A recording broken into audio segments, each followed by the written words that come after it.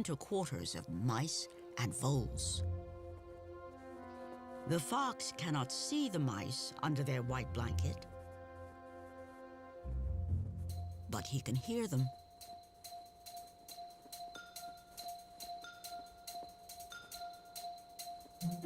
The trick is not to let them hear him.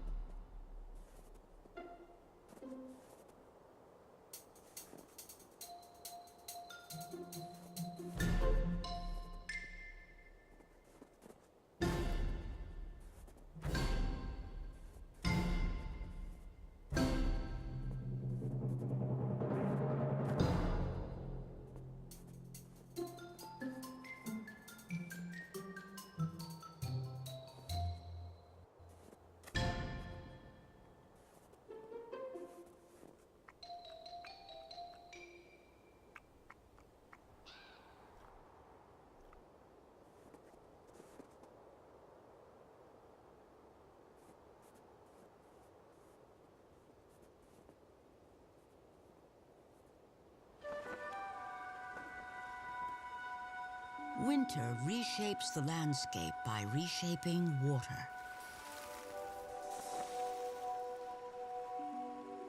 Ice, snow, frost, and diamond dust. It's all water in winter's grip. Cold works the line between liquid and solid. Molecules of water captured by the cold are stopped in their tracks. A river must keep on the move or be claimed by ice. This precarious edge is the favorite spot of the dipper.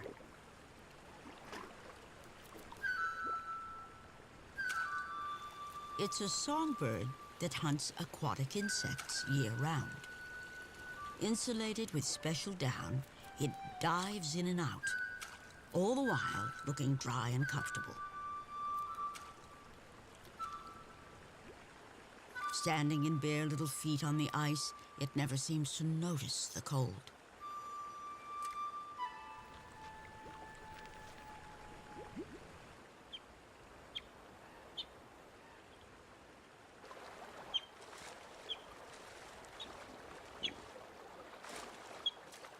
An otter family appears to have found a lost youngster, whose frantic calls carry up and down the river.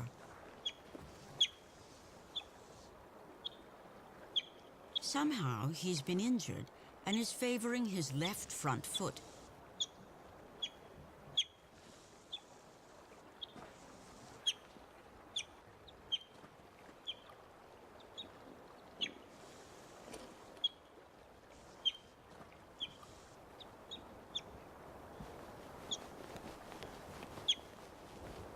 Finally, he gets the attention he's been crying for.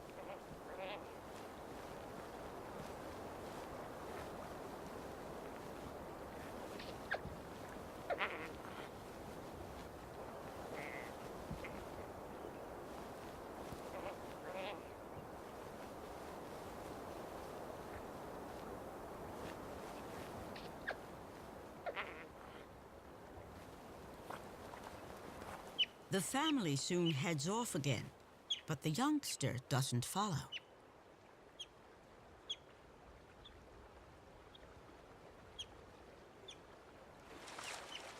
They need to find fish, and maybe he just can't keep up.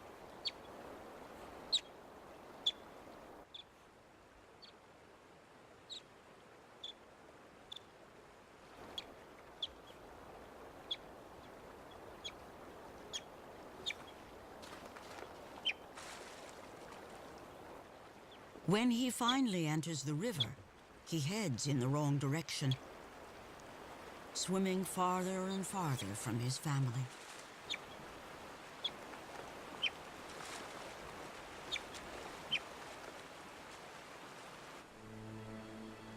The season is closing in.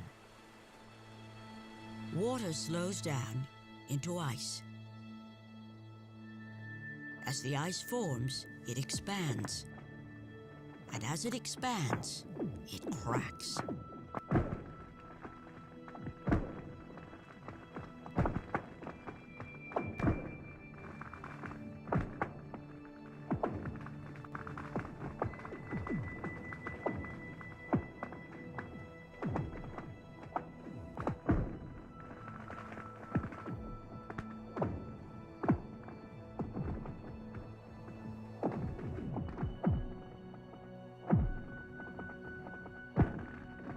When conditions are just right, the percussion of cracking ice ricochets off the mountains.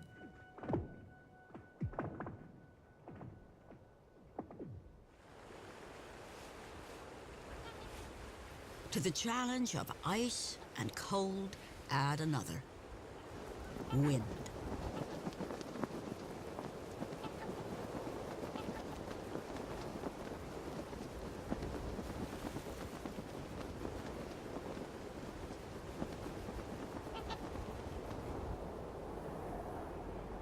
Winter is a time of limitation, of testing, of hunger. And it's just beginning.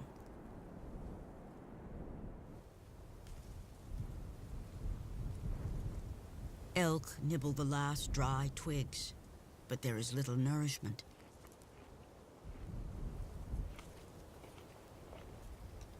A moose browses in willows that have gone dormant for the season.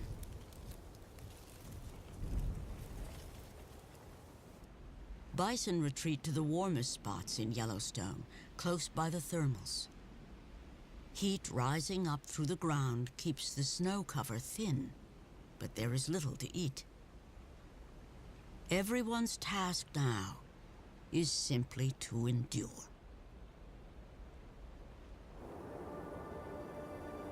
Yet high in the fiercest peaks, there's a small retreat that winter will never reach.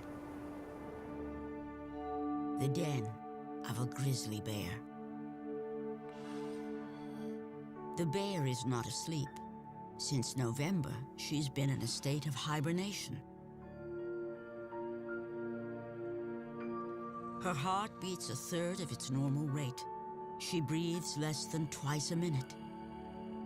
She won't eat or drink for up to 5 months. She won't urinate or defecate. She'll recycle her own waste into protein, losing weight yet building muscle, all while barely moving. Safe from cold and hunger, she has mastered the winter wilderness. A human can make no such claim, and yet be drawn to winter in Yellowstone all the same. The first account of wintering alone here came from a legendary explorer and trapper named John Coulter.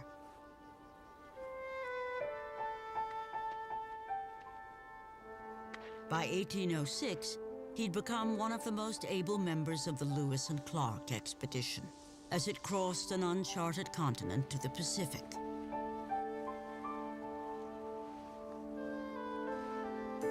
For 3 years, he'd endured every adventure and hardship.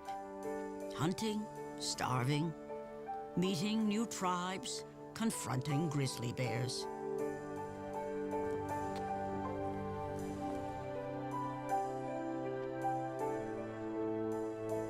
Yet, 2 months short of the expedition's return to the comforts of St. Louis, Coulter turned and headed back into the wilderness. On foot, carrying a rifle and a 30-pound pack, he headed up into an unmapped country called the Yellowstone.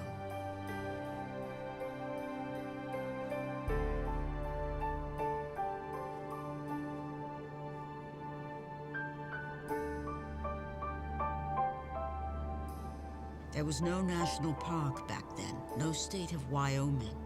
just fierce, wild country no American had ever seen.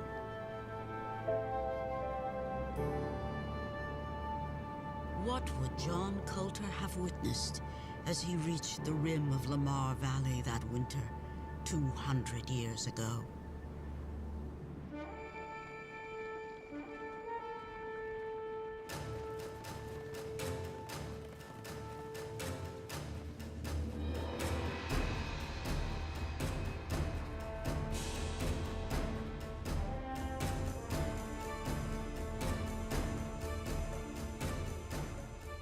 Like winter itself, wolves test a herd of bull elk.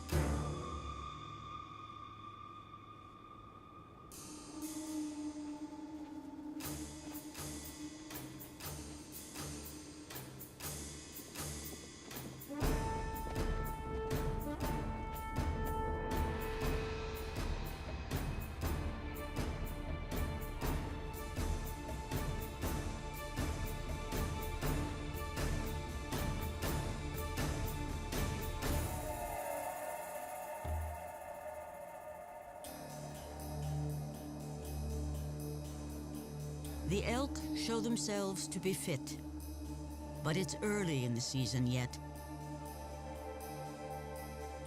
The wolves of Lamar will have to wait.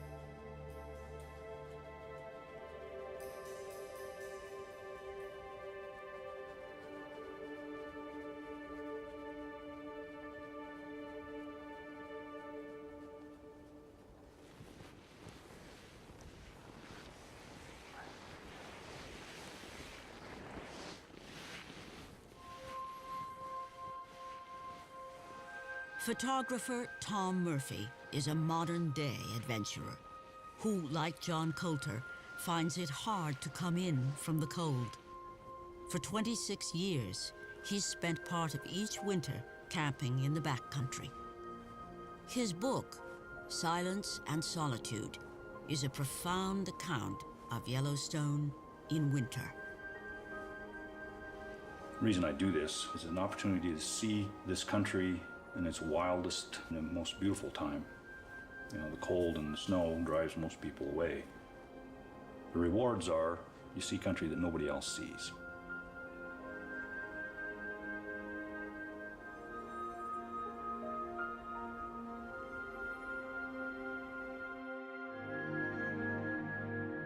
Best photographs, there's been times that I felt I could smell the air.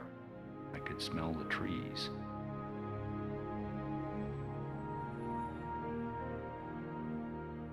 If I can bring people these kind of images, then they can feel that they're there. And they'll say, I need to make sure that stays that way.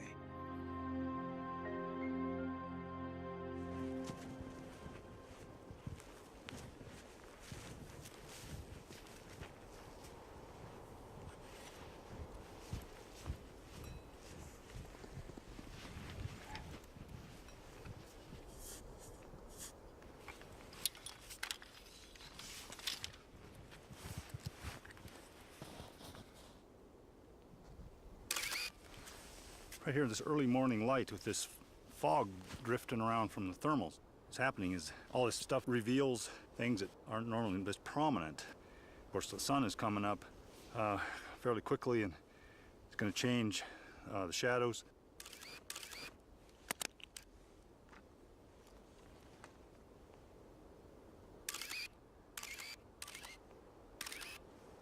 I need to sort of maximize my time, so I end up kind of frantic here. Shooting like this, things all of a sudden pop into sight. Right now, all of a sudden this tree just softened up and came out of the fog. Now it's gone again. Again, the steam has moved in, obscured a bunch of other stuff, made this one tree stand out even better. A wonderful bank of clouds behind it. In some ways, steam is what Yellowstone is all about. Its extraordinary geology is what inspired the creation of the park.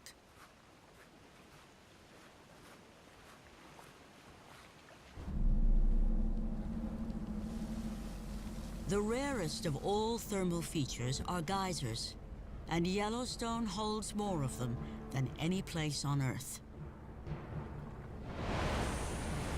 They require a perfect alchemy of water, rock, and volcanic heat.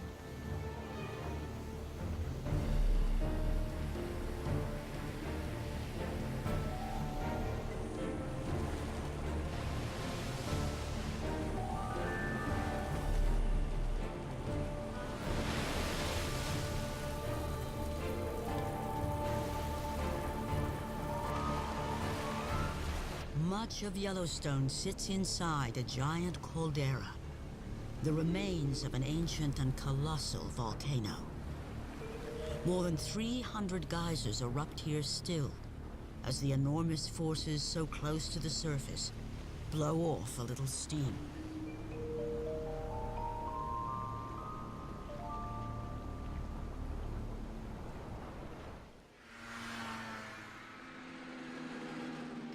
Deep in December, the only way to drive into the park is by snowmobile,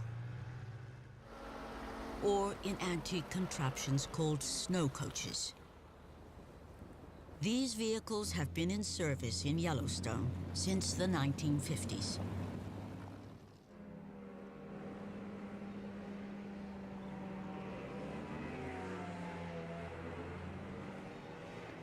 By nightfall, the Snow Lodge at Old Faithful beckons with lights and warmth, a safe haven with a good meal and a comfortable bed.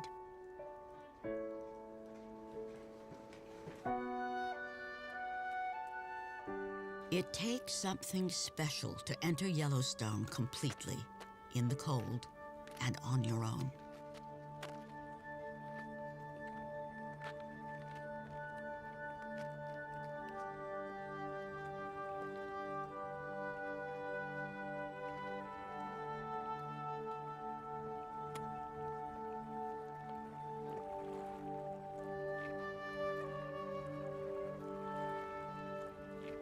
The days are short in December, and Tom Murphy must make camp before dark. In the pack on his back, he's carrying all the comforts he thinks he needs. Travel in the backcountry of Yellowstone in the wintertime takes a lot of stuff. This pack runs generally 70, for me, runs between 70 and 80 pounds. It's about as light as I can make it if I'm carrying camera gear. So this is what I got. This, first of all, is a bag of food, which I always have way too much of. I have a stove. I always travel with a very large, very warm down jacket. They're the warmest mittens I've ever seen. Even soaking wet, they're still really nice. Small emergency kit and headlamp. Always have 2 water bottles. You never drink too much water here. So this is my shelter. 8-foot square nylon tarp with rubberized coating. You need to tie a knot that's easy to untie because your fingers are going to be cold in the morning. And figure 8, it's a wonderful knot. Tie this one up here. I got a longer stick, improvised by using the grommet on that knot actually. Into the roof here. Flexible. Okay, so there's my back wall and my roof. Pretty nice, actually.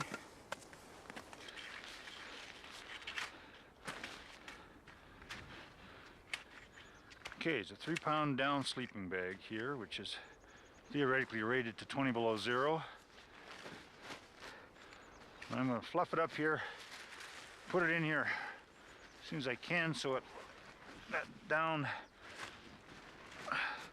fluffs up and is warm as soon as possible, and that's pretty much it.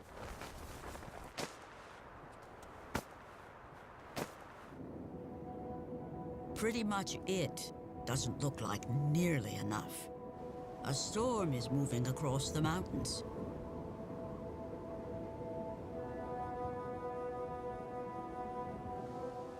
Tom is in for a bumpy night.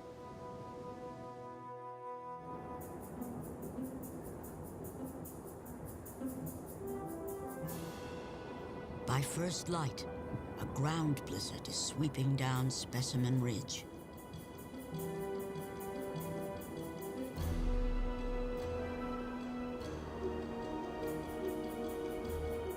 Winds blowing 50 miles per hour whip the snow into a frenzy.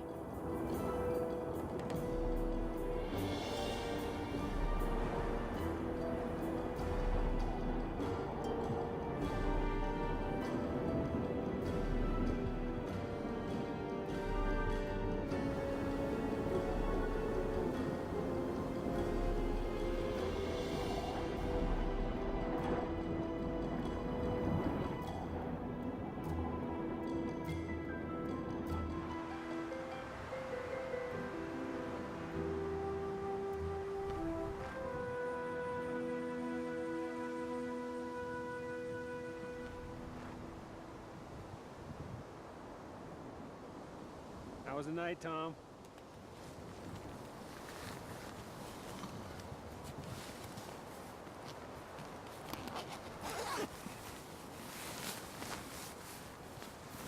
Well, I normally pick a place less wind. The biggest problem I had was this thing flapping all night, keeping me awake. But, it's a little more snow in here than I'm used to. Mostly because it would eddy around right here. See, it looks like a ground blizzard out here. I'm sure this looks like I'm committing suicide, but mostly mental. I don't think I'm all that tougher than most people. It's got a mental idea that, I mean, this snow is flying around here, just water. But I have to think about what I'm doing isn't really all that unusual. You think of 200 years ago, almost 200 years ago, when John Coulter went across this park.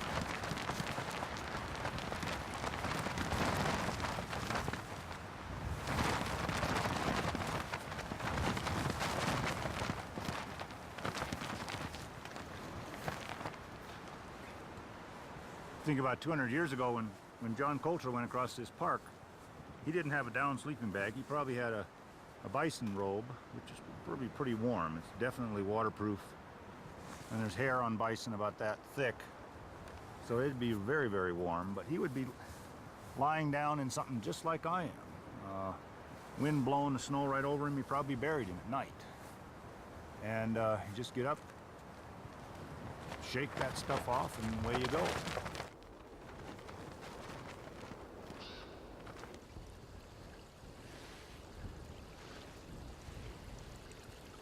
It's out on the land that Tom truly becomes part of Yellowstone's winter world.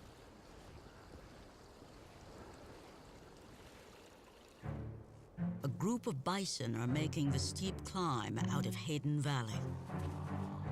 After digging for grass under the snow on the valley floor, they're ready to search elsewhere. Perhaps the wind has blown the snow off the top of the ridge and exposed something to eat.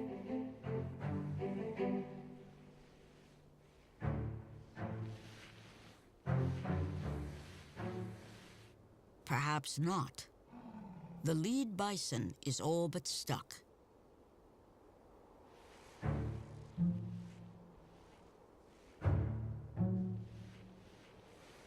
It looks like she could use a better idea. But no one seems to have one.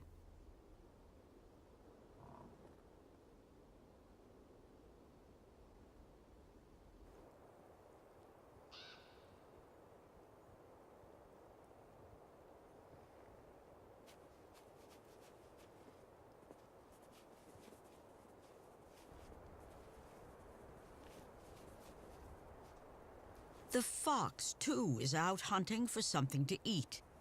In a place so vast and empty, he looks too small to be out here all alone. But today, the fox has company.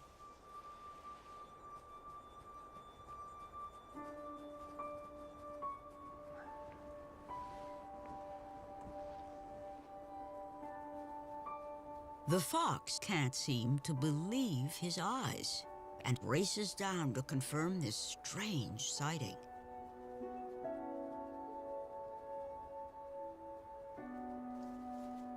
A human in winter.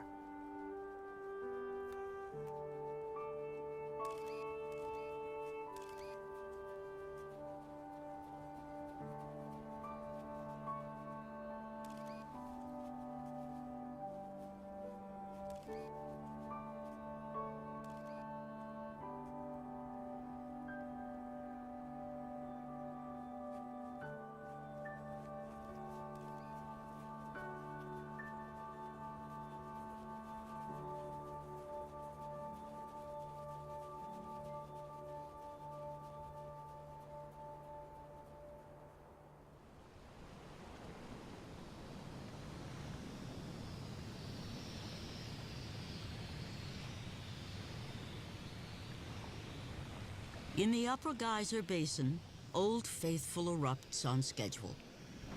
Winter has no effect on its deep internal cycle. But the surface world has been feeling the season, the tilting of the north away from the sun. December 21st, and Yellowstone smoke signals rise to an early sunset. It's the shortest day of the year.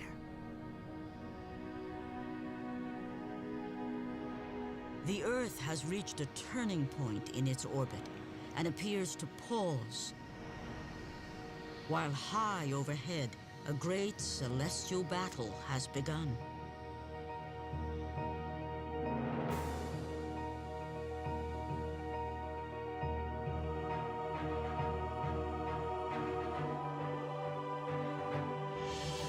Every year, the tug of war is the same. Day versus night. Sun versus moon. Light versus dark.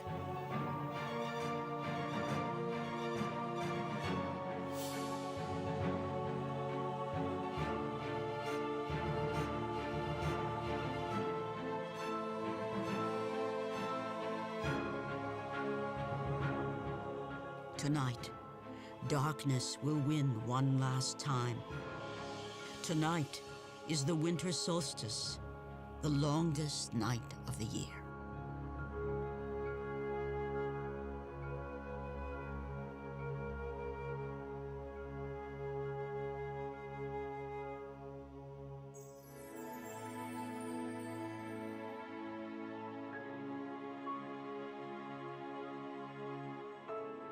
By dawn, the battle is over. Light has won the day. Yellowstone is spinning back toward the sun. Though officially winter has just begun, its days are already numbered.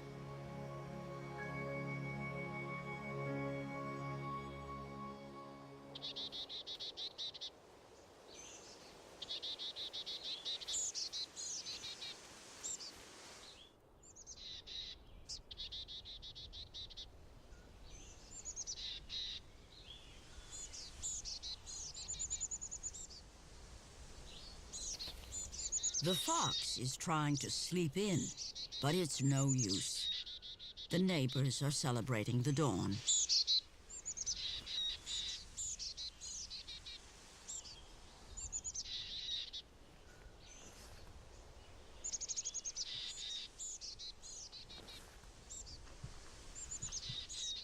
Once he's up, he's bound to be hungry.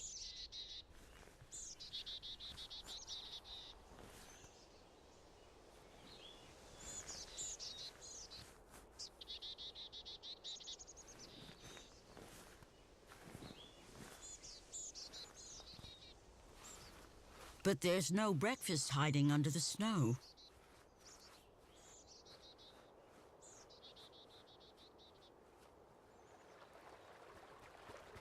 He sets off along the bank of the Yellowstone River, just upstream of the mighty falls.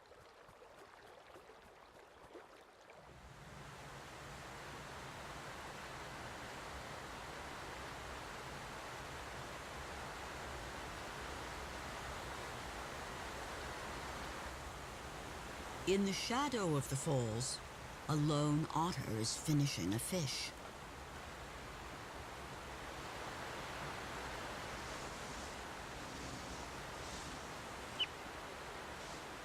It's the injured youngster, still nursing his foot. He calls, but no one answers. His family is nowhere in sight.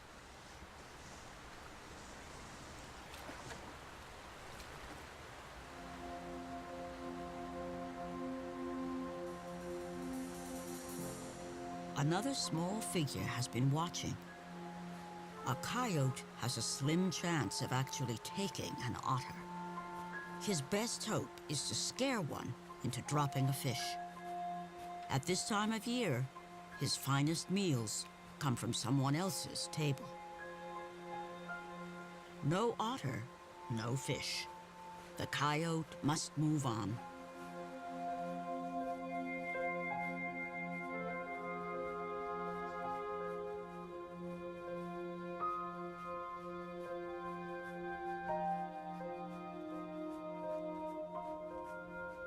Something in the distance catches his attention. Wolves. In Yellowstone, wolves are a coyote's worst enemy.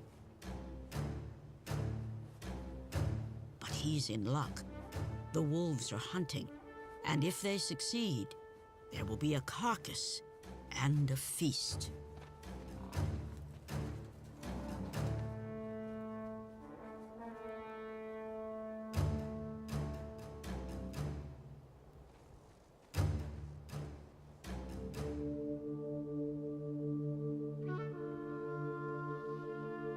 From half a mile away, the coyote follows every move. He needs the wolves to win this battle. But the bison mount a strong defense.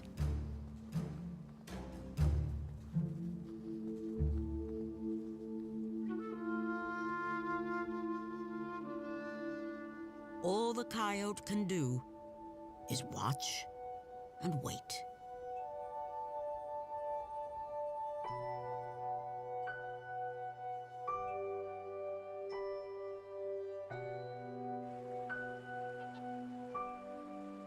A snowfall muffles the voices of trumpeter swans. This is the first winter for these cygnets. By next Christmas, they'll be as white as the falling snow.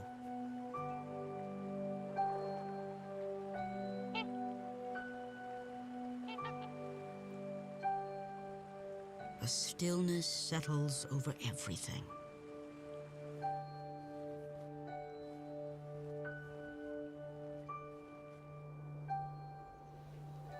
Well, the reason I keep coming back in the winter, it's an opportunity to come out and see this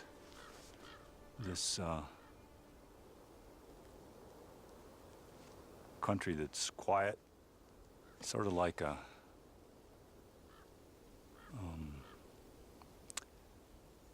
it's my church, it's my cathedral. It's what I like here. I can get a sense of what happens when life is left alone.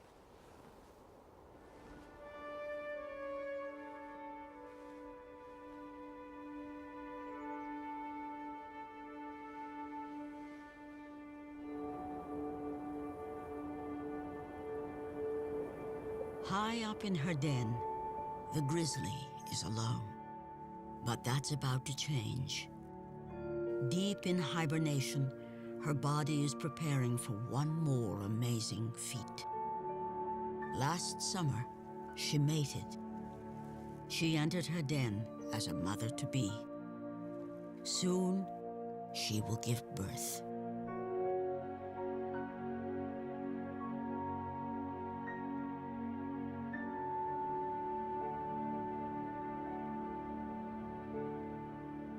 A quiet darkness winds its way through the forests of Yellowstone. And it's in this cold winter darkness that the lights of Christmas burn so bright.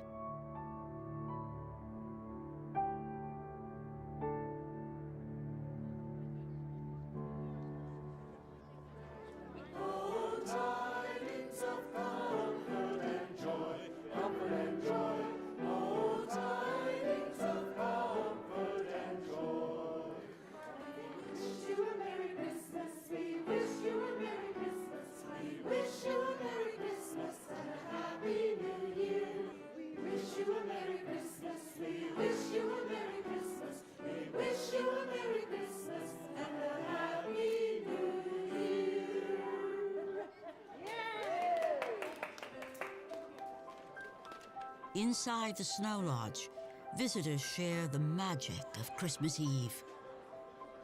But this year, they've left their homes and much of the 21st century far behind.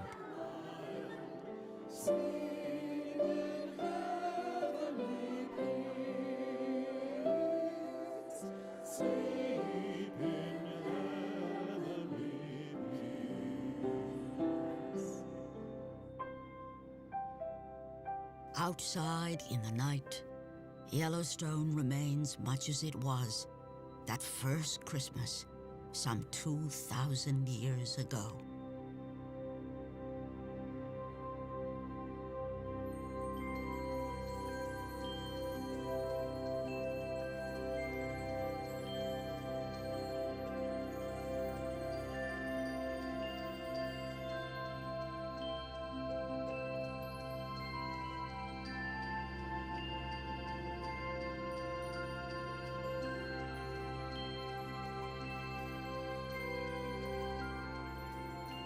Christmas Day sparkles in the cold.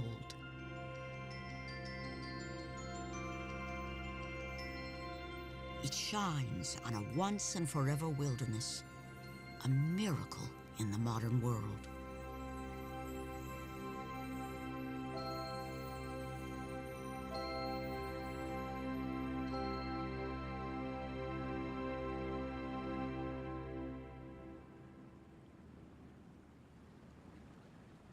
The fox is up early this morning.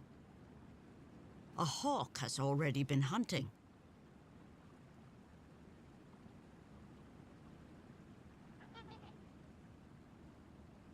And freshly printed in the snow is the signature of a trumpeter swan.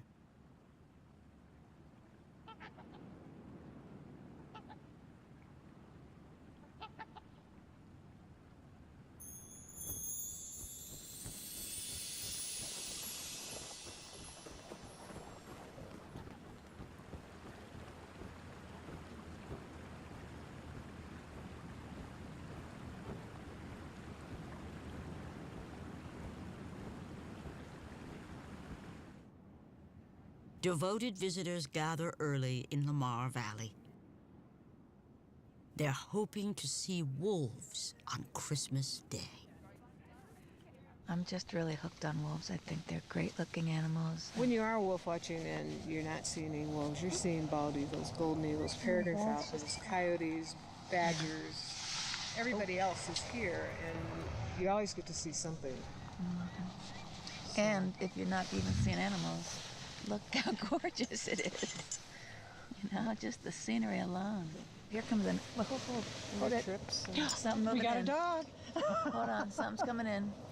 What is it, a coyote? No, it's no, It's a wolf. We got a wolf. We have a wolf. Oh my. Alrighty.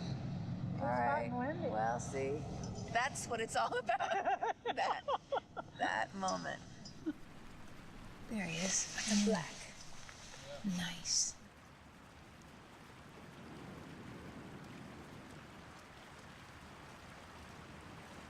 A young black wolf and her parents are attempting to cross Soda Butte Creek. But winter presents challenges even for them.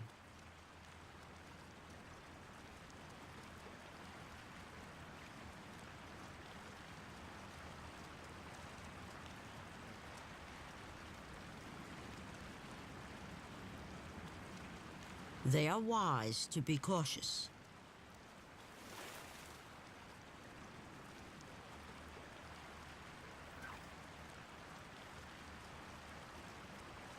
There'll be no river crossing today.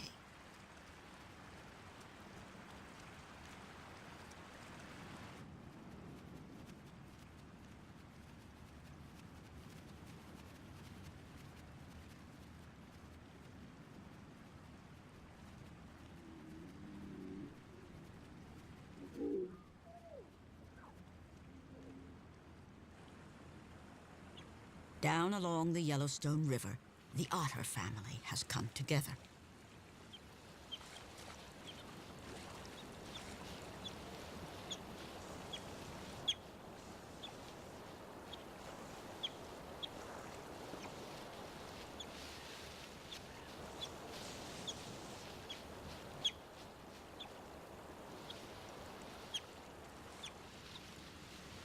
Even the lame youngster is in their midst.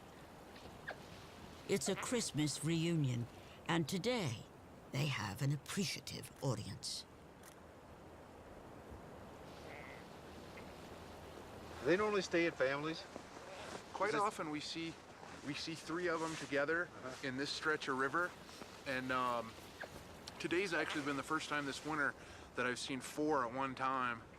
Quite often we see eagles somewhere around the otters, or coyotes somewhere around the otters. Oh, actually, right there. There's a bald eagle, There's a bald eagle right there. Look at that. Tree. Wow. Good spot. This is Yellowstone's special gift. To experience for ourselves the world that used to be.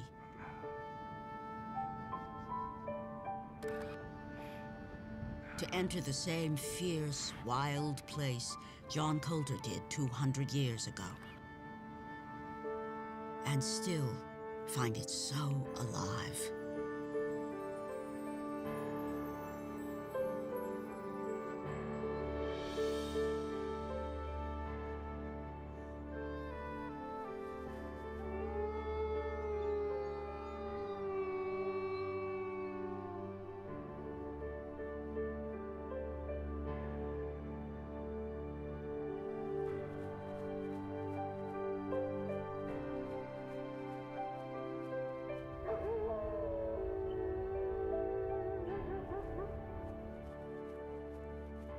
Anybody who's set out on hillside in the winter when it's so still and heard a wolf, there's no price tag you can put on it. They'd empty their pockets to hear it again.